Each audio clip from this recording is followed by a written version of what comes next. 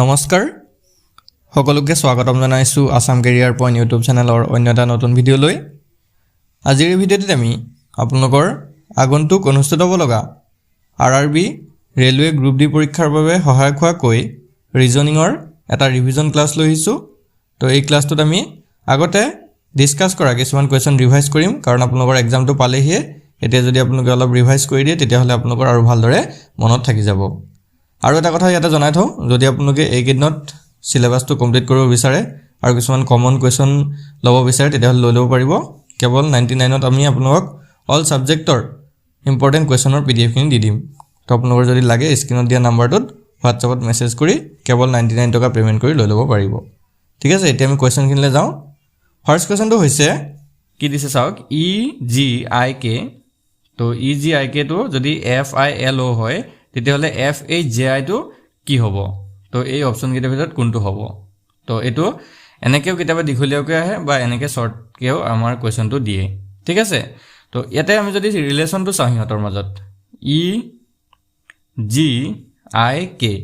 EGIKৰ পৰা কেনেকৈ FILO হৈছে, হয়নে? বা এই দুটাৰ মাজত কি সম্পৰ্ক আছে? তো ছেম সম্পৰ্ক আমি এইটোৰ সৈতে বনাব লাগিব, FHJIটোৰ সৈতে। তো এইটোত যদি আমি চাবলৈ যাওঁ, প্ৰথমতে আমি সেইকেইটাক এলফাবেটিকেল অৰ্ডাৰত সজাব লাগিব। বুজি পাইছেনে? আমি প্ৰথমতে ইহঁতক এলফাবেটিকেল অৰ্ডাৰত সজাম। তো আমি যদি চাওঁ, ইটো আহে 5 নম্বৰত, জিটো আহে 7 নম্বৰত, আইটো আহে 9 নম্বৰত আৰু কেটো আহে 11 নম্বৰত। ঠিক আছে, বুজি পাইছে? এতিয়া FILOটো যদি আমি চাওঁ, এফটো আহে 6 নম্বৰত, আইটো আহে 9 নম্বৰত, এলটো আহে 12 নম্বৰত আৰু অ'টো আহে 15 নম্বৰত। হ'ল? তো আমি দেখিছোঁ প্ৰথমটোত 5ৰ পৰা কি হৈছে, 6 হৈছে। তো 6ৰ পৰা বাকী গোটেইকেইটাতে যদি আমি ভালদৰে চাওঁ, 6ৰ পৰা 9, 9ৰ পৰা 12, 12ৰ পৰা 15, গোটেইকেইটাতে চাওক কি হৈছে, 3 এটা যোগ হৈ গৈ আছে। গোটেইকেইটাতে 3 যোগ হৈছে, ভালকৈ যদি লক্ষ্য কৰে, 6ৰ পৰা 9, 9ৰ পৰা 12, 12ৰ পৰা 15, হয়নে? আৰু প্ৰথমটো কি হৈছে, 5ৰ পৰা গৈ পিনে ডাইৰেক্ট কি হৈছেগৈ, 6 মানে +1 এটা হৈছে। চ' ছেম মেথডটো আমি FHJIত ইউজ কৰি চাওঁচোন। ছেম মেথডে ইউজ কৰিম, বেলেগ আমি একো নকৰোঁ। ঠিক আছে, এতিয়া যদি আমি এইটো চাওঁ, FHJI, এতিয়া এফটো যদি আমি চাওঁ, অকল প্ৰথমটোহে লাগে। এফটো যদি আমি চাওঁ 6 নম্বৰত আহে। তো 6ৰ পৰা ডাইৰেক্ট আমাৰ কি লাগে, 7 নম্বৰ টকাটো লাগে, হয় নে নহয়? তো 7 নম্বৰত আহে আমাৰ জি, হৈ গ'ল। 7 নম্বৰত আহে জি, তাৰপিছত 7ৰ পিছত ডাইৰেক্ট 3 যোগ হৈ গৈ থাকিল হ'ল। তো 7ৰ লগত যদি আমি 3 যোগ কৰোঁ, এইটো হৈ যাব 10, 10ৰ লগত 3 যোগ কৰিলে 13, 13ৰ লগত 3 যোগ কৰিলে 16, হৈ গ'ল। 7, 10, 13, 16। তো 10 নম্বৰত যিটো লেটাৰ আহে সেইটো হৈছে জে, 13 নম্বৰত যিটো লেটাৰ আহে সেইটো হৈছে এম, আৰু 16 নম্বৰত আহে পি। তো GJMP এইটো হ'ব লাগে আমাৰ উত্তৰ। যদি এইটো অপশ্যন আছে, এইটোৱে কাৰেক্ট হ'ব, GJMP। অপশ্যন এটো হৈ যাব শুদ্ধ উত্তৰ। ইয়াতে এট আছে, এটো হৈ যাব শুদ্ধ উত্তৰ। বুজি পাইছে? সকলোৱে বুজি পাইছে চাগে এতিয়া কেনেকৈ আমি কৰিছোঁ? তো এইটো মেথডত আমাৰ কিন্তু কুৱেশ্যন পৰীক্ষাত দিব পাৰে। তো সেইকাৰণে এইটো চাই যাব। বিভিন্ন ধৰণে প্ৰশ্নবিলাক পৰীক্ষাত দিয়ে, অকল যে এইটো মেথডতে দিব সেইটো নহয়, বিভিন্ন ধৰণে থাকে। তো আৰু এটা কুৱেশ্যন চাওক, ছেম এনেকুৱা কুৱেশ্যনো হয়, খালি অলপ বেলেগ ধৰণে আছে। এইটোৰ পেটাৰ্ণটো বেলেগ হয়। তো ইয়াতে যদি চাওঁ কি দি আছে, PALE, পেলটো কি দি আছে, LEAP, লিপ। তেতিয়া পোষ্টটো কি হ'বগৈ, POSটোক আমি কেনেকৈ লিখিব পাৰোঁ, পোষ্ট। চ' ইয়াতে যদি আমি চাওঁ, PALE, পেলটোক কি হিচাপে লিখিছে, LEAP হিচাপে লিখিছে। এতিয়া এইটো কুৱেশ্যনত যদি ভালদৰে অলপ লক্ষ্য কৰে চাব, পেলত যিকেইটা লেটাৰ আছে PALE, সেই ছেম লেটাৰে LEAPতে আছেনে নাই? গোটেইকেইটা লেটাৰ ইয়াত ছেম আছে। আগৰটোত লেটাৰকেইটা ছেম নাছিলে, কিন্তু ইয়াত লেটাৰকেইটা ছেম আছে। তো ইহঁতৰ অকল পজিশ্যনটোহে চেঞ্জ কৰিছে। আমি যদি ভালকৈ চাওঁ, অকল ইহঁতৰ কি কৰিছে, পজিশ্যনটো চেঞ্জ কৰিছে। মই তলত যদি এবাৰ আকৌ লিখি দিওঁ, LEAP, হ'ল। তো এইটোত প্ৰথমতে পিটো 1 নম্বৰত আছিলে, ইয়াত 4 নম্বৰত গুচি গ'ল। ইয়াত এটো 2 নম্বৰত আছিলে, ইয়াত 3 নম্বৰত গুচি আহিলে। এলটো ইয়াত 3 নম্বৰত আছিলে, ইয়াত প্ৰথমতে গুচি আহিলে। আৰু ইয়াত ইটো 4 নম্বৰত আছিলে, ইয়াত 2 নম্বৰত গুচি আহিলে। এইটোৱে হ'ল, বাকীটো ইয়াত একো চেঞ্জেছ হোৱা নাই। তো ছেম চেঞ্জেছ আমি POSHটোত কৰি চাওঁ, POSH। তো ইয়াত প্ৰথমতে কি আহি যাবগৈ, তো ইয়াত এলটো প্ৰথমতে আহিছিলে, ইয়াত এছটো আহি যাব প্ৰথমতে। তো এছ আহি গ'ল। তাৰপিছতে কি আছে, ইটো আহি গৈছিলে। তো এলৰ পিছত ই আছিলে, তো এইটো এছৰ পিছত এইচ আছিলে, তো এইচটো ছেকেণ্ডত আহি যাব। তাৰপিছত যদি আমি চাওঁ, এটো থাৰ্ডত গুচি গৈছিলে ন তো ইয়াত অ' টো থাৰ্ডত গুচি আহিব এইটো এছ এইচ অ' আৰু পি টো প্ৰথমত আছিলে লাষ্টত গুচি গ'ল ইয়াতো পি টো প্ৰথমত আছে লাষ্টলৈ গুচি যাবগৈ তো এইটো হ'ব লাগে আমাৰ answer S H O' P তো এইটো অপশ্যনত আছে নে নাই চাওঁ অপশ্যন বিত আছে তো অপশ্যন বিটো হৈ যাব ইয়াতে কাৰেক্ট এনচাৰ বুজি পাইছে ইয়াত একো কৰা নাই ইয়াত এলফাবেটিকেল অৰ্ডাৰটো সজাব নালাগে জাষ্ট ইহঁতৰ অৰ্ডাৰটো চালে হ'ল লেটাৰ্ছ যে যিকেইটা দিছে ন সেই লেটাৰ্ছৰ অৰ্ডাৰটো আমি যদি চেঞ্জ কৰি দিওঁ তেতিয়া এনচাৰটো ওলাই যায় আৰু এইটো চবতকৈ ইজি নিয়ম হয় খুব কম আহে এনেকুৱা ধৰণৰ কুৱেশ্যনটো একেবাৰে ইজি যে ইমান ইজি RRB গ্ৰুপ ডিত নাহে কুৱেশ্যন চ' হ'লেও এনেকুৱা ধৰণে যদিও আহে আপোনালোকে যাতে এইটো এৰি থৈ নাহে ঠিক আছে তো আৰু আগবঢ়োৱা আৰু এটা কুৱেশ্যনলৈ তো নেক্সট কুৱেশ্যনটোত কি দিছে চাওক তো নেক্সট কুৱেশ্যনটোত দিছে LOGIC লজিকটোক আমি কি হিচাপে লিখিছোঁ BHFNK হিচাপে লিখিছে তো ঠিক একেদৰে CLERK ক্লাৰ্কটোক কেনেকৈ লিখা হ'ব তো এতিয়া আমি যদি ভালদৰে ইয়াত চাওঁ LOGIC লজিক ইয়াক কেনেকৈ লিখিছে BHFNK হিচাপে লিখিছে হয়নে তো ইয়াতে এইটো এটা বেলেগ মেথডত কৰিছে বা এইটো পেটাৰ্ণটো বেলেগ হ'ব কাৰণ এইবিলাক কুৱেশ্যনৰ প্ৰতিটো কুৱেশ্যনৰ পেটাৰ্ণ বেলেগ বেলেগকৈ আমি শিকি যাব লাগিব তেতিয়াহে এক্সামত যিকোনো পেটাৰ্ণত আহিলে যাতে আমি কৰিব পাৰোঁ হ'লনে তো ইয়াতে আমি যদি চাওঁ LOGIC লজিক তো এলৰ পৰা বিলে যদি আমি যাওঁ তো ডিফাৰেঞ্চটো বহুত হৈ যায় মাজত মানে এলফাবেট বহুত আহি যায় বা চিৰ পৰা যদি আমি কেলৈ যাওঁ ইয়াৰ ডিফাৰেঞ্চটো বহুত আহি যায় তো ইয়াত আমি বেলেগ এটা ধৰণে চাব লাগিব তো লজিকত চাওক চি আছে লাষ্টত হয়নে আৰু ইয়াত প্ৰথমত বি আছে তাৰপিছতে আমি যদি চাওঁ এইটো আই আছে ইয়াত এইচ আছে ইয়াত জি আছে ইয়াত এফ আছে ইয়াত অ' আছে ইয়াত এন আছে ইয়াত এল আছে ইয়াত কে আছে মানে লজিকৰ যিকেইটা লেটাৰ আছে তাৰ পৰা একঘাতকৈ কমিছে চাওক এলৰ পৰা একঘাত কমিলে কে হয় অ'ৰ পৰা একঘাত কমিলে এন হয় জিৰ পৰা একঘাত কমিলে এফ হয় আইৰ পৰা এক কমিলে এইচ হয় আৰু চিৰ পৰা এক কমিলে বি হয় কমিছে ঠিকে আছে কিন্তু কমাৰ পিছতো সেই গোটেই পেটাৰ্ণটোক চেঞ্জ কৰি দিছে মানে গোটেই ৱৰ্ডটোকে চেঞ্জ কৰি দিছে তো আমি চেম এইটো ক্লাৰ্কত যদি লগাই চাওঁ CLERK এক ছেকেণ্ড ERK ক্লাৰ্ক হ'লনে তো এতিয়া আমি ইয়াক এঘাতকৈ কমাই যাম কিন্তু কোনফালৰ পৰা লাষ্টৰ ফালৰ পৰা কমাম কেৰ পৰা কমাম তো কেৰ পৰা যদি এঘাত কমাই দিওঁ মানে কেৰ আগৰ যিটো লেটাৰ সেইটো হৈছে জে তাৰপিছত আৰৰ যিটো আগৰ লেটাৰ সেইটো হৈছে কিউ ইৰ যিটো আগৰ লেটাৰ সেইটো হৈছে ডি এলৰ যিটো আগৰ লেটাৰ সেইটো হৈছে কে আৰু চিৰ যিটো আগৰ লেটাৰ সেইটো হৈছে বি তো আমাৰ যিটো উত্তৰ হ'ব লাগে সেইটো হৈ যাব লাগে JQDKB তো এইটো আছে না নাই অপশ্যনত সেইটো চাব লাগিব তো এইটো যদি আমি চাওঁ অপশ্যন চিত আছে তো অপশ্যন চিটো হৈ যাব শুদ্ধ উত্তৰ আৰু এইটো হৈছে আমাৰ পেটাৰ্ণ এই পেটাৰ্ণতে আমি কুৱেশ্যনটো কৰিব লাগিব বেলেগ পেটাৰ্ণ ফ'ল' কৰিলে নহ'ব চ' এইটো ইজিয়ে হয় খালি অলপ জানি মানে কুৱেশ্যনটো দেখাৰ লগে লগে গম পাব লাগিব যে এইটো পেটাৰ্ণত আহিছে তেতিয়াহে আমি কৰিব পাৰিম নহ'লে আপোনালোকে পেটাৰ্ণটো বিচাৰি ফুৰিব এটা বেলেগ পেটাৰ্ণ শিকি যাব তাৰপিছত সেইটো পেটাৰ্ণত নাহিলেতো আপোনালোকৰ পিছত ঠগন খাই যাব তো আমি সেইকাৰণে প্ৰতিটো ক্লাছতে বেলেগ বেলেগ ধৰণে আমি এনেকুৱা এনালজি কুৱেশ্যনবিলাক লৈ আহিছোঁ ঠিক আছে তো এতিয়া আমি নেক্সট কুৱেশ্যনটো চাওঁ তো এইটো হৈছে নাম্বাৰৰ হয়নে তো নাম্বাৰবিলাক ৰিলেটেড হয় চ' কেনেকৈ ৰিলেটেড হয় সেইবিলাক আমি চাব লাগিব তো এইটো 25ৰ লগত 37 ৰিলেটেড হৈ দেখুৱাইছে তো 49ৰ লগত কি ৰিলেটেড হ'ব হয়নে তো এতিয়া আমি যদি চাওঁ 25 আছে তাৰপিছত কি আছে 37 আছে তাৰপিছত 49 আছে আৰু তাৰপিছতে কুৱেশ্যন মাৰ্ক কি আহিব কুৱেশ্যন মাৰ্কৰ ঠাইত এতিয়া আমি 25 আৰু 49 এই সংখ্যা দুটা দেখি পিনে প্ৰথমতে আমি গম পাইছোঁ যে 25টো হৈছে 5ৰ স্কোৱাৰ হ'ল আৰু 49টো হৈছে 7ৰ স্কোৱাৰ হয়নে ভালকৈ চাব এনেকুৱা সংখ্যাবিলাক দেখাৰ লগে লগে আপোনালোকৰ মাইণ্ডত আহিবই লাগিব সংখ্যাবিলাকক দেখিলে চ' আমি যদি চাওঁ এটা হৈছে 5ৰ স্কোৱাৰ আৰু এটা হৈছে 7ৰ স্কোৱাৰ তো মাজত থাকি গ'ল 37 এতিয়া 37টোকো যদি ভালদৰে লক্ষ্য কৰে এইটো চাওক 6 স্কোৱাৰৰ লগত 1 এটা প্লাছ কৰিলে আমি 37 পাওঁ কাৰণ 6 6 গুণ 36 আৰু তাৰ লগত এক এটা যোগ কৰি দিছে হ'লে 6 6 গুণ 36 আৰু তাৰ লগত কি যোগ কৰিছে এক এটা যোগ কৰিছে মানে আমি এতিয়া 25ৰ পৰা 37টো কেনেকৈ বনাম যে 25টো হৈছে 5ৰ স্কোৱাৰ আৰু 37টো হৈছে 6 স্কোৱাৰ প্লাছ 1 মানে 5ৰ পৰা এক এটা ডাঙৰ কৰিলে যিটো হয় 6ৰ স্কোৱাৰ কৰি এক এটা যোগ কৰিছে এতিয়া 49টো হৈছে 7ৰ স্কোৱাৰ তো 7ৰ পৰা এক এটা ডাঙৰ কৰি দিয়ক সেইটো হৈ যাব 8 তো 8ৰ স্কোৱাৰ কৰি এক এটা যোগ কৰি দিওঁ তো 8ৰ স্কোৱাৰ কৰিলে হয় 64 আৰু 64ৰ লগত 1 প্লাছ কৰিলে 65 হয় এতিয়া চাব লাগিব 65টো এনচাৰত আছে নে নাই যদি নাই তেতিয়া আমি বেলেগ এটা পেটাৰ্ণ ফ'ল' কৰিব লাগিব পেটাৰ্ণ লগাব লাগিব তো যদি 65টো আছে তো অপশ্যন এত আছেই এটোৱে হয় বুজি পাইছানে তো আমি এনে ধৰণে কোৱেশ্যনবিলাক চাব লাগিব ঠিক আছে এটো এটা প্যাটাৰ্ন হয় মনত ৰাখি যাব প্ৰতিটো প্যাটাৰ্নে মনত ৰখাটো ভাল আৰু ৰিজনিঙৰ কোৱেশ্যনবিলাক দিয়ে তেনেকে যাতে আমি বহুত প্যাটাৰ্ন পঢ়ি পিনে এটা প্যাটাৰ্নত পেলাব পাৰো কোৱেশ্যনটোত হয়নে তো আগবাঢ়ো নেক্সট কোৱেশ্যনটোলে আৰু এটা কোৱেশ্যন চাওক এইটো দি আছে 6 related to 18 then 4 related to question mark 6 ৰ পৰা যদি 18 হয় বা 6 আৰু 18 টো যদি জড়িত হৈ থাকে একেলগে মিলি থাকে তেতিয়া 4 টো কাৰ হৈতে মিলি থাকিব ঠিক আছে 4 টো কাৰ হৈতে জড়িত থাকিব এতিয়া আমি দেখি পিনে এটা কথা মনত পৰি যায় যে 6 ৰ লগত 3 টো পূৰণ কৰি দিও হয়নে কাৰণ 6 ৰ লগত 3 পূৰণ কৰিলে 18 হৈ যায় হয়নে নহয় 6 3 18 তো সেম আমি 4 ৰ লগত 3 টো পূৰণ কৰি চাও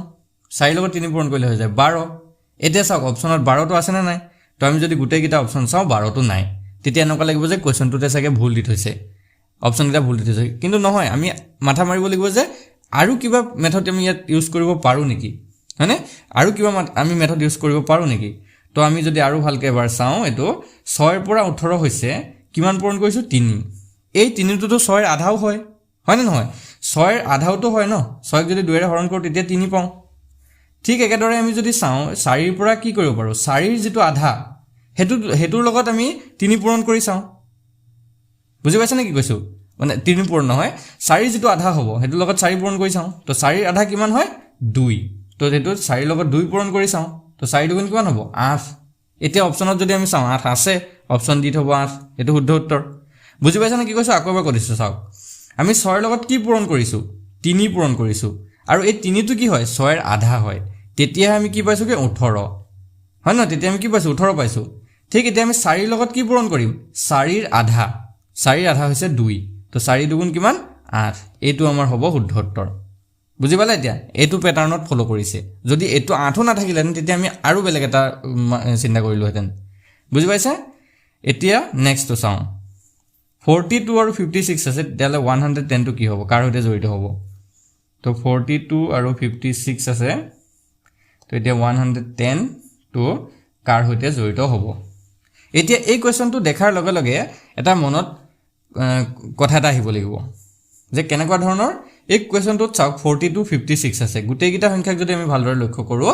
চাওক 42 ক যদি আমি ভাঙি দিও তেতিয়া কি হয় 6 পূৰণ 7 হয় হলনে 56 ক যদি আমি ভাঙি দিও 7 পূৰণ 8 হয়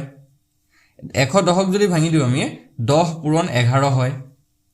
কেনে ধৰণে পূৰণ কিটা হৈছে হেতু এবাৰ ভালকে চাওক ইয়াত 6 পূৰণ 7 হৈছে তাপা আকৌ 7 পূৰণ 8 হৈছে হয় না নহয় 6 7 7 8 তো ইয়াতো যদি আমি চাও 10 পূৰণ 11 হৈছে তাৰ পিছত কি হ'ব লাগে 11 পূৰণ 12 হ'ব লাগে হয় না নহয় যদি আমি এটো সেম প্যাটাৰ্নত গৈ থাকো ইয়াত যেনেকে 6 ৰ লগত 7 পূৰণ হ'ল তাৰ লগে লগে 7 ৰ লগত 8 পূৰণ হ'ল তো ইয়াত যদি 10 ৰ লগত 11 পূৰণ হৈছে সেম 11 ৰ লগত 12 পূৰণ হ'ব তো এইটো আমাৰ আনসাৰ হ'ব লাগে 11 পূৰণ 12 তো 11 আৰু 12 যদি পূৰণ কৰি দিও কিমান হয় চাও 2 1 2 2 1 1 1 2 1 1 132 হ'ব লাগে তো 132 এতিয়া আমাৰ অপচনত আছে না নাই চাব লাগিব 132 অপচন বি আছে তো অপচন বি টো হৈ যাব কাৰেক্ট আনসাৰ সেই কাৰণে আমি যিমান কিটা কোৱেশ্যন কৰাইছো প্ৰতিটো কোৱেশ্যনে আপোনালোকে গুৰুত্ব সহকাৰে চাব এইবিলাক খুব ইম্পৰ্টেন্ট হয় এটাও যদি আপোনালোকে মিস কৰি দিয়ে আৰু হেতু প্যাটাৰ্নতে যদি কোৱেশ্যনটো আহি যায় তেতিয়া হলে আপোনালোকৰ কিন্তু শেষ তো প্ৰতিটো ভিডিও আমি ডেইলি বেসিছত আপোনালোকক ভিডিওবিলাক দি আছো চাব এই ভিডিওবোৰ চাব তো আৰু এটা কোৱেশ্যন চাও ইয়াত কি কৈছে চাওক if p means into q means minus r means plus and s means divide then find the value of 6p25 q15 r45 s5 equal মানে কি মানে তুলে বদিছে যদি p ৰ অৰ্থটো হৈছে পূৰণ q ৰ অৰ্থটো হৈছে বিয়োগ r ৰ অৰ্থটো হৈছে যোগ আৰু s ৰ অৰ্থটো হৈছে হৰণ তেন্তে মান নিৰ্ণয় কৰা কিহৰ মান উলিয়াব দিছে 6p 25q 15r 45s5 এৰ ভ্যালুটো উলিয়াব দিছে তো এটো একদম ইজি ভাবে আমি কৰিব পাৰো অকল হি p ঠাইত সিম্বল কিটা বহুৱাই দিলে হৈ গল তো ইয়াতে যদি আমি চাও 6p25 দিয়া আছে q15 দিয়া আছে r45 দিয়া আছে s5 দিয়া আছে হল এতিয়া আমি যত যত p q r s এনেকে দিয়া আছে হেগিটাৰ ঠাইত অকল জি জি বহুৱাব দিছে p হলনি কবাত পূৰণ কবাত হৰণ কবাত যোগ বিয়োগ এনে বহুৱাব দিছে ন তো 6 p ঠাইত কি বহুৱাব কৈছিলে p হল অৰ্থ হৈছে পূৰণ তো 6 * 25 তাৰপিছত কিউ আছে কিউৰ অৰ্থটো হৈছিলে বিয়োগ তো এইটো আমি বিয়োগ 15 পাতি দিলোঁ আৰৰ অৰ্থটো হৈছিলে যোগ তো এটা যোগ 45 পাতি দিলোঁ আৰু এছৰ অৰ্থটো হৈছিলে বিয়োগ সৰি হৰণ এছৰ অৰ্থটো হৈছে হৰণ তো আমি এইটো হৰণ 5 পাতি দিলোঁ হৈ গ'ল এতিয়া 6 * 25 - 15 + 45 হৰণ ডিভাইডেড বাই 5 হৈ গ'ল এতিয়া এইটোত আমি বদমাছ ৰুলটো ইউজ কৰি দিম তো বদমাছ ৰুল যদি আমি ইউজ কৰোঁ প্ৰথমতে পূৰণ হৰণকেইটা হ'ব তো 6 আৰু 25 পূৰণ কৰিলে কিমান হয় তো এইটো আমি যদি ভালদৰে চাওঁ 6 আৰু 25 পূৰণ কৰিলে 150 ওলাব হয়নে 150 - 15 + 45ক যদি 5 ৰে ডিভাইড কৰি দিওঁ তো 9 বাৰ যাব তে 150 পৰা 15 গুচি গ'লে 135 + 9 আৰু 135 9 যোগ কৰিলে 144 ওলাই 144 অপচন কোনটোত আছে অপচন এত আছে অপচন এটো হৈ যাব কাৰেক্ট এনসাৰ বুজি পাইছে এতিয়া সকলে বুজি পাইছে চাগে ইমান খেলিমিল লগা নাই চাগে এইটো পাৰিব আৰু এনেকুৱা ধৰণৰ কোৱেশ্চন ৰাখিছো এটাও চাই লওক তো ইয়াত কি কৈছে যদি x এ যোগ y এ বিয়োগ z এ হৰণ আৰু p এ পূৰণ বুজায় তেন্তে এইটো উলিয়াব দিছে 8p5 y 9x4 এইটো উলিয়াব দিছে z বাৰু দিয়া নাই ইয়াত বাৰু এটা আমি কৰি চাম এটো 8p5 এটো আকৌ ব্ৰেকেটৰ ভিতৰত দিছে তাৰপৰ y 9x4 দিয়া আছে এতিয়া p ৰ ঠাইত আমি কি লিখিব পাৰিম p ৰ ঠাইত কি লিখিম p এ কি বুজায় p এ পূৰণ বুজায় তো এটো 8 * 5 হ'ব y কি বুজায় y এ বিয়োগ বুজায় তো এটো y ৰ ঠাইত আমি বিয়োগ 9 লিখিম তারপর x এ কি বুজায় x এ যোগ বুজায় তো এটো যোগ 4 হ'ব হৈ গল তে ব্ৰেকেটৰ ভিতৰত আছে 8 5 গুণ 8 আৰু 5 40 হ'ব -9 যোগ 4 তো 8 40 31 যোগ 4 31 ৰ লগত 4 যোগ কৰিলে যাব 35 এইটো ইমান কোনে অংকটো বা কোৱেশ্চনটো তো এটো 35 হ'ব অপচন ডি টো হৈ যাব শুদ্ধ উত্তৰ এটো ইমান টান নহয় এবিলাক একদম ইজি হয় অকল জাস্ট পূৰণ হৰণটো অকমান কৰিলে হৈ যায়গে হল বুজি পাইছে আগবাঢ়ো নেক্সট কোৱেশ্চনটোলে এটো এনে ধৰণে অলপ কোৱেশ্চনটো হয় খালি অকমান বেলেগ হয়টো আমি যদি যোগ আৰু পূৰণ আৰু 12 আৰু 18 ৰ হালহলনি কৰে তেন্তে নিম্নলিখিত কোনটো সমীকৰণ শুদ্ধ হ'ব এতিয়া ইয়াৰ কথা প্ৰথমটো এই কোৱেশ্চনটো কৰিব যাওঁতে আমি 12 আৰু 18 কোনটো অপচনটা আছে হেতু চাব লাগিব যদি গুটেই গিটাতে থাকে তেতিয়া আমি আকৌ যোগ আৰু পূৰণটোকো চেঞ্জ কৰি চাব লাগিব তো ইয়াতে যদি আমি চাওঁ 16 8 10 আখি এটোত 12 আৰু 18 নাই এই অপচনটোলৈ নাযাও আমি 18 6 12 90 আছে এটোত তো এটোত আমি যাব পাৰো বাকি গিটাটো চাওঁ বাকি গিটাটো এটোটো নাই তো দেখা দেখি এই অপচনটো শুদ্ধ হ'বই হয় না বি অপচনটোৱে শুদ্ধ হ'ব কিন্তু আমি কৰি চাব লাগিব যে এই ইকুৱেশনটো শুদ্ধ হৈছে না নাই 12 আৰু 18ক যদি এক্সচেঞ্জ কৰি দিও মানে অদলাবদলি কৰি দিও আৰু যোগ চিনটো আৰু পূৰণ চিনটো যদি অদলাবদলি কৰো তেতিয়া আমাৰ এনসাৰটো 90 উলাই নে নুলাই তো এটো চেক কৰি চাম আমি 18 যোগ 6 আছে পূৰণ 12 ইয়াৰ ভ্যালুটো আমি 90 উলিয়াব লাগে এতিয়া চেঞ্জ কিটা হ'ব 18 ঠাইত আহি যাব 12 তাৰ পিছত প্লাসৰ ঠাইত আহি যাব ইনটু 6 টো 6 থাকিব পূৰণৰ ঠাইত আহি যাব প্লাস আৰু 12 ঠাইত আহি যাব 18 তেম যদি চাও 5 6 72 প্লাস 18 72 18 যোগ কৰিলে 90 উলাই তো আমাৰ ইফালে 90 দিয়া থৈছে না তো এটোৱে শুদ্ধ হয় তো আমি তো গম পাইছো এটোৱে শুদ্ধ হয় কিন্তু আমি এবাৰ জাস্ট চেক কৰি চালো যে হৈছে না নাই আপোনালোকৰ পৰীক্ষাত এবাৰ চেক কৰি চাব ঠিক আছে কেতিয়াবা প্ৰশ্নটো ভুলকে আহে ন তো চেক কৰি চাই লব তো নেক্সট কোৱেশ্চনটো চাও কি কৈছে যদি যোগৰ অৰ্থ বিয়োগ পূৰণৰ অৰ্থ হৰণ হৰণৰ অৰ্থ যোগ আৰু বিয়োগৰ অৰ্থ পূৰণ হয় তেন্তে এটোৰ ভ্যালু উলিয়াব দিছে 108 * 12 + 3 - 6 + 4 ৰ মানটো কিমান হ'ব তো এটো যদি চাও 108 * 12 + 3 - 6 + 4 এই ভ্যালুটো উলিয়াব দিছে এতিয়া আকৌ চিনকেইটা হলনি হ'ব নহয় তো 108 এটা পূৰণৰ হলনি আমি কি বুঝাম পূৰণৰ অৰ্থটো হৈছে হৰণ তো এটো হৰণ হ'ব তাৰ পিছত যোগৰ অৰ্থটো কি যোগৰ অৰ্থ হৈছে বিয়োগ তো এটো বিয়োগ হ'ব তাৰ পিছতে কি দিছে বিয়োগৰ অৰ্থটো কি তো বিয়োগৰ অৰ্থটো হৈছে পূৰণ তো ইয়াত পূৰণ হ'ব আৰু +4 ন প্লাসৰ অৰ্থটো কি প্লাসৰ অৰ্থটো মাইনাস বিয়োগ তো এটো -4 হৈ গল ঠিক আছে এতিয়া আমি ইয়াত বদমাছ ৰুলটো যদি ইউজ কৰো 12 যদি 108 হৰণ কৰে এটো যাবগে 9 বাৰ তাৰ পিছতে -3 6 গুণ থাকিলে 18 আৰু -4 তে 9 আৰু ইফালে -18 4 হৈ যাব 22 আৰু 22 ৰ পৰা যদি 9 আমি ডাইৰেক্ট মাইনাস কৰি দিও তো -13 ওলাব লাগে ঠিক আছে এটো ফাইনাল আনসাৰটো হ'ব -13 তো অপশ্যন কোনটো হ'ব তো ইয়াতে অপশ্যন কিটা অলপ খেলিমেলি হ'ল চাগে বনাওতে তো এটো -13 এটা আমি অপশ্যন দি লৈছো ই বুলি ঠিক আছে -13 হ'ব লাগে টাইপিং কৰোতে খেলিমেলি হৈছে কোবাত আমি -13 টো মিস কৰি দিছো তো এটো -13 হ'ব লাগে আমাৰ আনসাৰটো ঠিক আছে বুজি পাইছে খেলিমেলি লগা নাই চাগে which of the following words would come first in an English dictionary এখন ইংৰাজী অভিধানত নিম্নলিখিত কোনটো শব্দ প্ৰথমে আহিব তো চাওক ৰিজনিংৰ ক্ষেত্ৰত ডিকচনেৰী কোৱেশ্চন ব্লক আহিবই ঠিক আছে ডিকচনেৰী কোৱেশ্চন এটা বা দুটা আপোনালোকৰ সিওৰ আহিব আৰু দুটা মেথডত ডিকচনেৰী কোৱেশ্চন ব্লক আহে এটাটো হৈ গ'ল এইখিনি এনেকুৱা ধৰণৰ যে কোনটো শব্দ প্ৰথমে আহিব বা কোনটো শব্দ শেষত আহিব এনেকুৱা ধৰণে থাকে আৰু এটা মেথড থাকে যে কেটামান শব্দ দিয়া থাকে ডিকচনেৰী ওয়াৰ্ড কেটামান দিয়া থাকে হেকিটাক হজাবলৈ কয় কোনটো প্ৰথমত আহিব কোনটো সেকেন্ডত কোনটো থাৰ্ডত কোনটো ফোৰ্থত এনেকৈ হজাবলৈ দিয়ে সো হেতু আমি নেক্সট ক্লাস ব্লকত শিকিম আজি এটুকে শিকিলওঁ ঠিক আছে তো ইয়াতে সুধিছে কোনটো শব্দ প্ৰথমে আহিব তো আমি এবিসিডি খিনি জানো অ্যালফাবেট খিনি জানো তো তাৰ পৰা আমি এনেকুৱা ব্লক কোৱেশ্চন সলভ কৰিব পাৰো তো শব্দকিটা ভালকে চাব অপচনৰ থ্ৰুৱেদি শব্দকিটা চালে হ'ল প্ৰথমতে দি আছে কেশিয়াৰ তো ইয়াত কি হৈছে CAS আছে গোটেই কিটাতে CAS আছে হয়নে CAS ইয়াতো আছে আৰু হেখৰটো CAS আছে তো ইয়াৰ পৰা আমি গম নাপাওঁ যে কোনটো আগত আহিব বা কোনটো পিছত আহিব তাৰ পিছত যদি আমি চাওঁ এইটোত আছে H এইটোটো H এইটোত আছে S আৰু এইটোতো আছে H মানে আমি তিনটাত H পালো আৰু এটাত S পালো তো S টো কেতিয়াও H ৰ আগত নাহে সো এটো ক্যান্সেল হৈ গল C টো কেতিয়াও শব্দ মানে আমাৰ আনসাৰ হ'ব নোৱাৰে এই তিনটাৰ ভিতৰত এটাই হ'ব সো তাৰ পিছৰটো চাওঁ H ৰ পিছত কি আছে প্ৰথমটোত আছে I তাৰ পিছৰটোত আছে E তাৰ পিছৰটোত আছে M হলনে তো এই গিটা আমাক এতিয়া ক'ব যে কোনটো প্ৰথমে আহিব I E নে M তো আমি যদি অ্যালফাবেটিক গিটা চাও মানে ABCD গিটা চাও তো প্ৰথমতে ই আহে হয় নহয় সো আমাৰ অপচন বি টো ইয়াত কাৰেক্ট হ'ব অপচন বি টো হৈ গলগে কাৰেক্ট আনসাৰ অভিধানখনত বা ডিকচনেৰীখনত এই যেটো কেশিও হেৰি শব্দ আছে হেতু আগত আহিব ঠিক আছে বাকি হেখত যদি সুধিলেতেন যদি মানে এই শব্দকিটাৰ ভিতৰত আটাইতকৈ হেখত কোনটো আহিব তেতিয়া এই সি অপচনটো হলতেন কাৰণ ইয়াত এস ওলাই গল ন বাকি কিটাত এইচ আছিলে ইয়াত এস আছিলে সো হেনেকে আমি চাব পাৰো ঠিক আছে এটা নেক্সট কোৱেশ্চন তো চাওক which of the following word would come last in an English dictionary এখন ইংৰাজী অভিধানত নিম্নলিখিত কোনটো শব্দ হেখত আহিব তো এবাৰ হেখত কোনটো আহিব সুধিছে তো শব্দকিটা চাওক প্ৰথমটোত কি আছে চাও COM আছে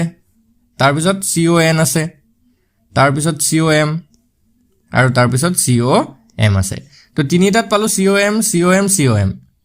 আৰু এটাত পাইছো CON তো এতিয়া আমি যদি চাও M টো আগত আহে নে N টো আগত আহে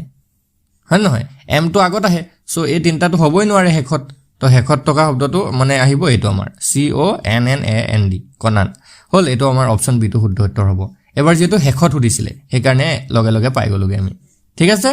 নেক্সট কোৱেশ্চন টো একবাৰ হো নেক্সট টো কি দিছে মেনিফেস্টেশন MANIFESTATION মেনিফেস্টেশন এই শব্দটোৰে তলৰ কোনটো শব্দ গঠন কৰিব পাৰি সুধিছে which of the following can be formed with the word manifestation তো ইয়াতে যদি আমি চাও ফেমাস আছে প্ৰথমতে তো ফেমাস টোত চাওক ইউ আছে ইউ থকাৰ কাৰণে এই ফেমাস টো মেনিফেস্টেশনৰ পৰা নবনে হলনে তাৰ পিছত যদি চাই FASHION H আছে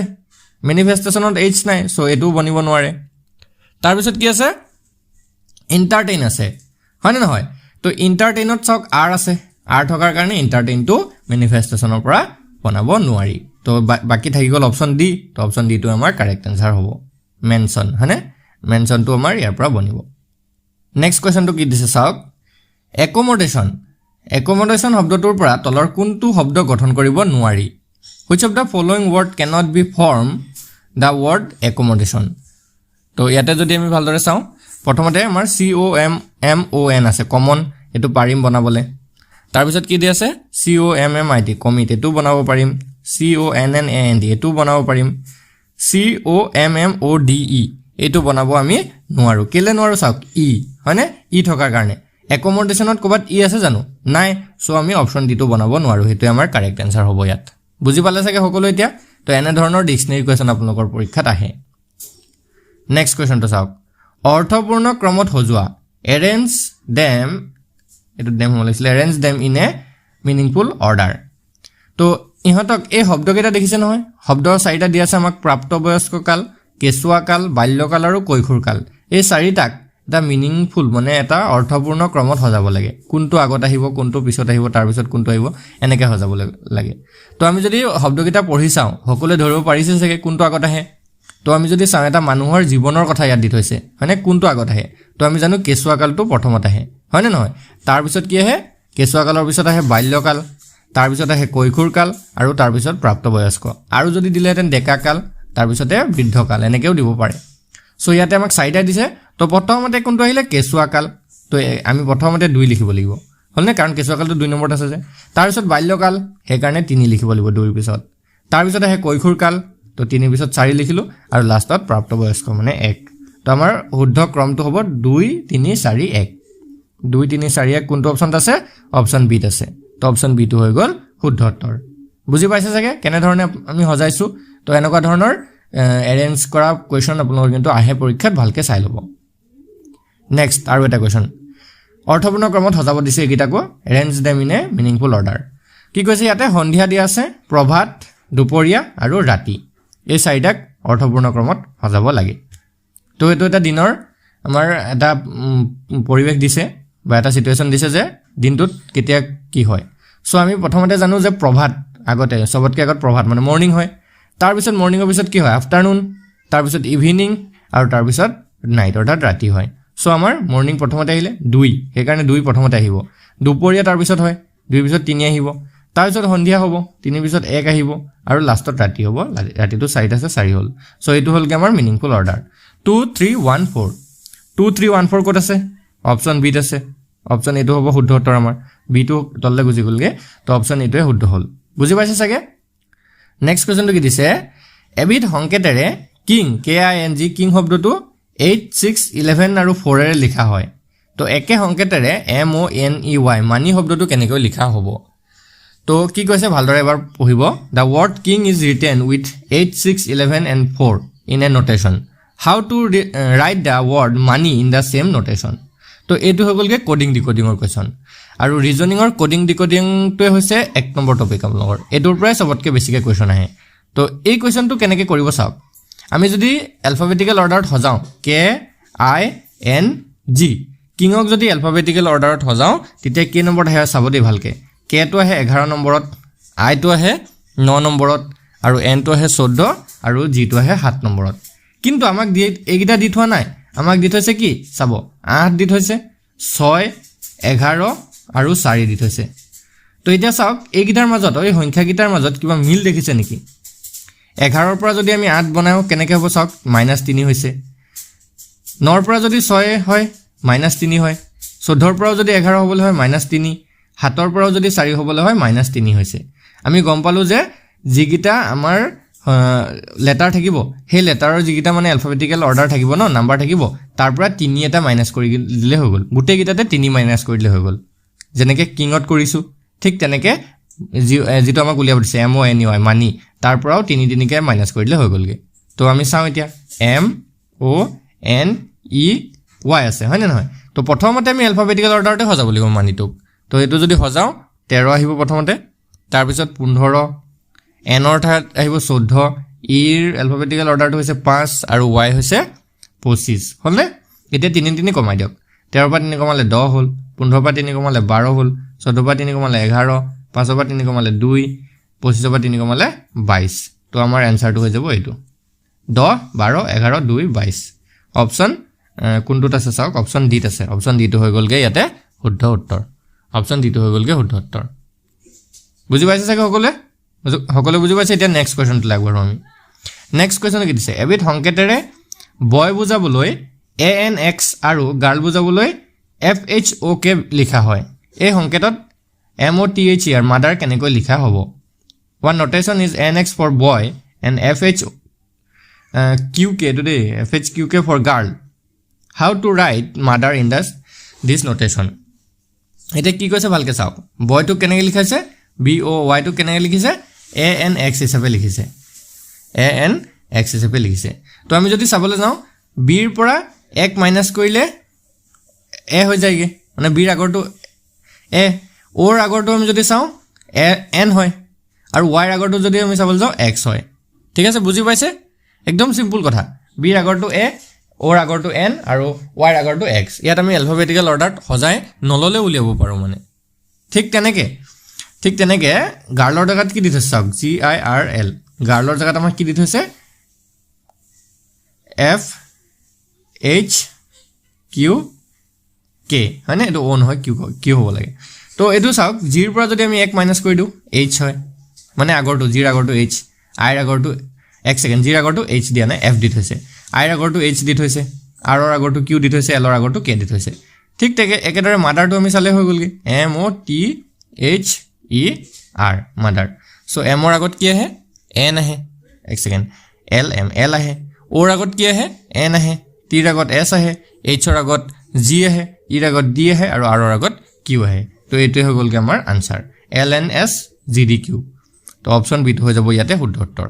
বুজি পাইছে LNSGDQ হ'ব কাৰেক্ট এনচাৰ হ'ল নেক্সট কুৱেশ্যনটো চাওঁ নেক্সট এটা আমাৰ নাম্বাৰ চিৰিজৰ কুৱেশ্যন দিছে নাম্বাৰ চিৰিজটো এটা ইম্পৰ্টেণ্ট টপিক হয় আৰু এইটো ভালকৈ চাই ল'ব তো আমি যদি চাওঁ নাম্বাৰ চিৰিজটো কেনেকৈ চলিছে 1 2 6 15 31 তাৰপিছত আমাক কুৱেশ্যন মাৰ্ক দিছে কুৱেশ্যন মাৰ্কৰ ঠাইত কিবা এটা আহিব তো 1ৰ পৰা 2লৈ যদি আমি চাওঁ গেপটো কিমান আছে 1 2ৰ পৰা 6ৰ গেপটো হৈছেগৈ 4 4ৰ পৰা 6ৰ পৰা 15 গেপটো হৈছে 9 15ৰ পৰা 31ৰ গেপটো হৈছে 16 এতিয়া চাওক ভালকৈ 1 4 9 16 এই সংখ্যাকেইটাৰ কিবা এটা মিল দেখিছেনে তো যদি আপোনালোকে ভালদৰে লক্ষ্য কৰে চাব 1টো এটা বৰ্গ সংখ্যা আৰু 1টো হৈছে 1ৰ বৰ্গ 4টো বৰ্গ সংখ্যা 2ৰ 9টো বৰ্গ সংখ্যা 3ৰ বৰ্গ 16টো বৰ্গ সংখ্যা 4ৰ বৰ্গ ঠিক একেদৰে তাৰপিছত 5ৰ বৰ্গ আহিব 5 স্কোৱাৰ আহিব তো 5 স্কোৱাৰ মানে হৈছে 25 হ'ল এতিয়া চিম্পল 31ৰ লগত 25 প্লাছ কৰি দিয়ক আমাৰ আনচাৰ ওলাই যাব তো 31ৰ লগত যদি 25 প্লাছ কৰে 5 1 6 আৰু ইফালে 3 2 5 আমাৰ আনচাৰটো হৈ গ'লগৈ 56 হ'ল 56 অপশ্যন এটো হ'লগৈ শুদ্ধ উত্তৰ অপশ্যন এটো হৈ গ'ল শুদ্ধ উত্তৰ বুজি পাইছে চাগে সকলোৱে নেক্সট এইটো এটা কুৱেশ্যন চাওক আৰু এটা নাম্বাৰ চিৰিজৰ কুৱেশ্যন আছে 2 8 18 32 50 আৰু 72 আছে তো এই চিৰিজটো ভালদৰে চাব কেনেকৈ আগবাঢ়িছে 2 8 18 32 50 আৰু 72 তাৰপিছত কুৱেশ্যন মাৰ্ক কিবা এটা বহিব আৰু ইয়াত তো 2 আৰু 8ৰ মাজৰ যিটো গেপ সেইটো হৈছে 6 8 আৰু 18ৰ মাজৰ গেপটো হৈছে 10 18ৰ পৰা 32ৰ গেপটো হৈছেগৈ 14 32ৰ পৰা 50ৰ গেপটো হৈছে 18 আৰু 50ৰ পৰা 72ৰ গেপটো হৈছে 22 এতিয়া নেক্সটটো কি আহিব তো ইয়াতে যদি ভালদৰে লক্ষ্য কৰে এই সংখ্যাকেইটা যদি লক্ষ্য কৰে চাওক গোটেইকেইটাতে গেপটো কি আছে 4 হয়নে 4 আছে গেপটো নেক্সট লাইনত যদি আমি চাবলৈ যাওঁ 4 তো 22 23 24 25 26 হ'ব এবাৰ এতিয়া কি হৈ যাবগৈ 26 এতিয়া চিম্পল 72 আৰু 26 যোগ কৰি দিয়ক আনচাৰ ওলাই যাব 72 আৰু 26 যদি যোগ কৰে 6 2 8 ইফালে 7 2 9 98 হৈ গ'লগৈ আমাৰ আনচাৰ অপশ্যন ডিটো হৈ যাব শুদ্ধ উত্তৰ ডিত 98 আছে এতিয়া সকলোৱে চাগে বুজি পাইছে এনেকুৱা চিম্পল কিছুমান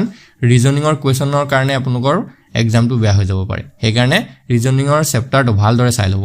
আৰু PDF খিনিত আমি আপোনালোকৰ চেপ্টাৰ ৱাইজ গোটেইবিলাক বস্তু দি থৈছোঁ তাতে সেইখিনি ভালকৈ আপোনালোকে চাব পাৰিব তো PDF খিনি লৈ ল'ব আপোনালোকে এইটো হৈছে আমাৰ নাম্বাৰ 8133840965 আৰু এটা কথা ইয়াতে সবতকৈ ভাল যে আপোনালোকে কেৱল 99ত আপোনালোকে গোটেইখিনি ছাবজেক্টৰ PDF পাই যাবগৈ আৰু ক'তো আপোনালোকক 99 টকাত এনেকুৱা কোৰ্ছ এটা বা এনেকুৱা PDF আপোনালোকক নিদিয়ে ঠিক আছে 99ত গোটেইখিনি আছামিজ মিডিয়ামত পাই যাব এতিয়া আমাক এই নাম্বাৰটোত হোৱাটছএপত মেছেজ কৰিব ঠিক আছে আৰু আজি ভিডিঅ'টো চোৱাৰ কাৰণে আপোনালোক সকলোকে ধন্যবাদ